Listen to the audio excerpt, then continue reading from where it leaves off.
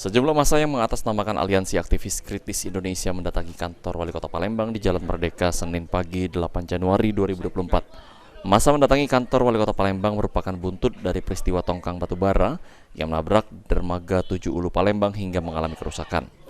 Koordinator aksi M. Anas Effendi mengatakan massa meminta PJ Wali Kota Palembang segera menindaklanjuti peristiwa penabrakan tongkang batubara di dermaga 7 Ulu Palembang lantaran dinilai meresahkan masyarakat serta merusak fasilitas umum.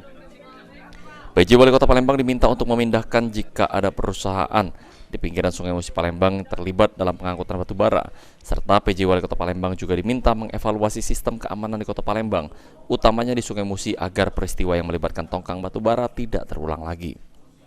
Meminta PJ Wali Kota untuk menindak tegas dan menindaklanjuti penabrakan yang ada di dermaga 7 Ulu tersebut. Ini sangat meresahkan masyarakat, merusak fasilitas-fasilitas yang ada di masyarakat.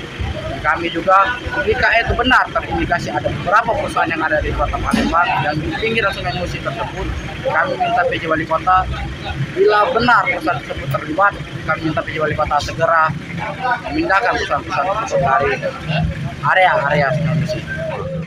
Jika tuntutan massa tidak dipenuhi, maka aksi dengan jumlah massa lebih banyak akan dilakukan. Dalam aksi ini, massa membubarkan diri dengan tertib setelah tuntutan mereka diterima oleh Kabak Protokol Setda Kota Palembang. Sandi Pratama, PAL TV.